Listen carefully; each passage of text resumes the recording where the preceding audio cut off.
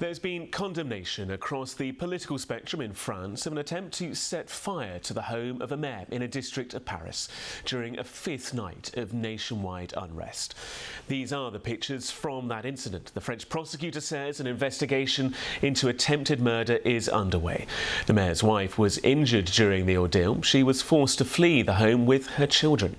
The Prime Minister Elisabeth Borne described it as intolerable during a meeting with Mayor Vincent Jeanbrun a short time ago. Ms Borne told reporters she was very shocked by what happened and that the government will do everything it can to restore order as quickly as possible. Well, Regina Vardanathan is live there for us now. And Regina, a potential inflection point, this event last night, a potential turning point in these riots too. Well, the mayor of this area, Vincent Jeanbrun, did issue a statement after the incident which took place here. And you can see there's police tape here, police cars. The road's been cordoned off now as that investigation continues. But the statement was quite stark. He said that a line had been crossed when it came to the unrest here in France. And he described how he was at the town hall not too far from here at around 1:30 in the morning when this car that was set alight was rammed into his family home. His wife and their two young children were at home. They tried to escape. We understand that his wife broke a leg in the melee that ensued. A very terrifying time for the family. And, you know, he described it as an attempted assassination. He said it was cowardly and unjustifiable. And there's a lot of shock here about what's happened. This is a very, very quiet part of the sort of suburbs of Paris. It's about 40 minutes from the city centre. We've spoken to neighbours who say enough is enough. They want President Macron to introduce a state of emergency to try and contain the violence that's now gone into a fifth night. And as you mentioned earlier, the country's Prime Minister Elisabeth Borne was here earlier. She said she wanted to come here and meet the mayor. Let's have a listen at what she had to say. Evidently, an act like this is particularly shocking, and I said to the mayor I would support him and make sure nothing like this ever happens again. We will formulate as strong a response as possible on behalf of justice, but also listen to the evidence and the circumstance. Well, as you said before as well, prosecutors are now investigating this as an attempted murder, and that investigation obviously continues behind me right now. It was one incident in another night of intense violence here in France. Now, actually, the violence had sort of abated from the previous few nights. There were fewer arrests Saturday into Sunday. Officials say they arrested 700 people. Compare that with the night before when 1,300 arrests were made, but it was still a very, very intense night of violence across the country, as my colleague Sofia Betitza reports. Another night of unrest in France. Tens of thousands of police were out in force, ready for a fifth night of riots. The worst of the violence was in Marseille. Police fought street battles with young people. The riots began after a police officer shot dead a 17-year-old of Algerian descent called Nahel.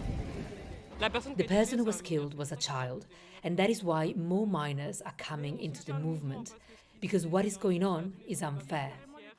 Imagine if that had happened to my brother, she says.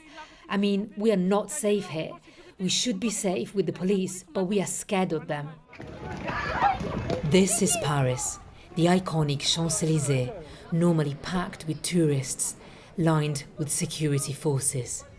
This is a health centre. 35 doctors and nurses work here.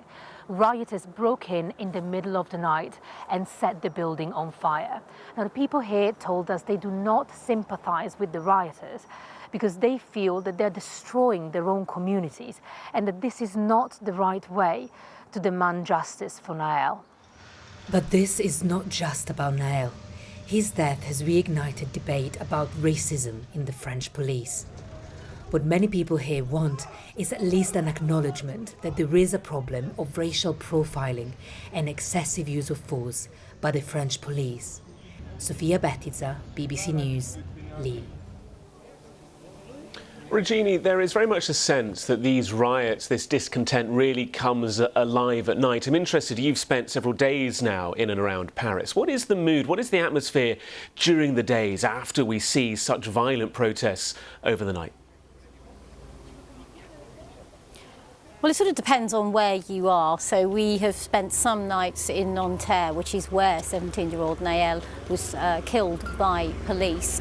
And a lot of areas there saw their shop fronts smashed up, office blocks, ransacked, that kind of destruction. So I think a lot of the time during the day people were just sweeping up the mess, boarding up their shops, ready for another evening.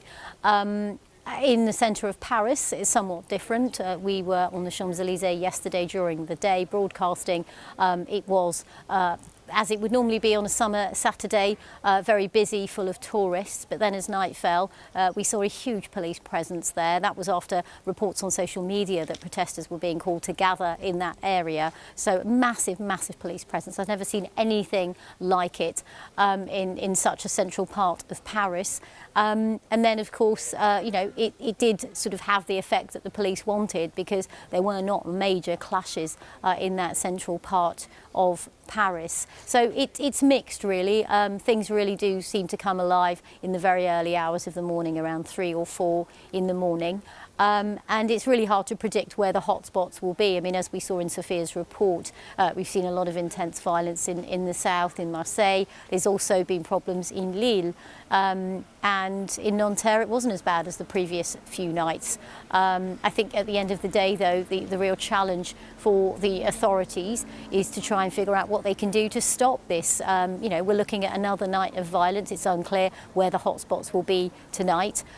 We know that the president's due to hold some crisis talks again later today. There are calls for him to impose a state of emergency, which would give police more sweeping powers of arrest, and also bring in curfews and restrict public gatherings. Some people believe that is the nuclear option, and things are starting to calm down a bit.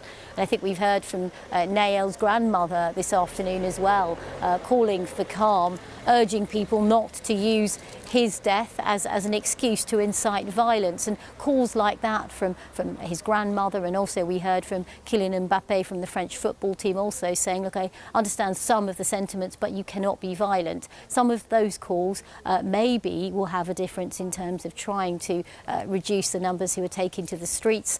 We also heard from President Macron on Friday telling parents to ensure that their children weren't out on the streets late at night. So, I mean, there's a huge conversation about what needs to be done. I'll just end with this. We've spoken to some of the neighbours who live on this street who are shocked and horrified by what happened very close to where they live. And one man said, this solution, that whatever the solution is, needs to be a long-term one.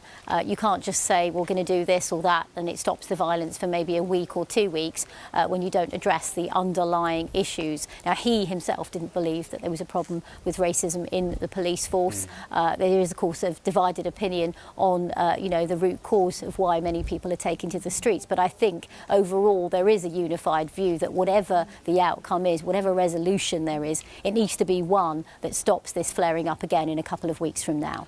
Joining us live from France, Regini Vandenathan. Thank you.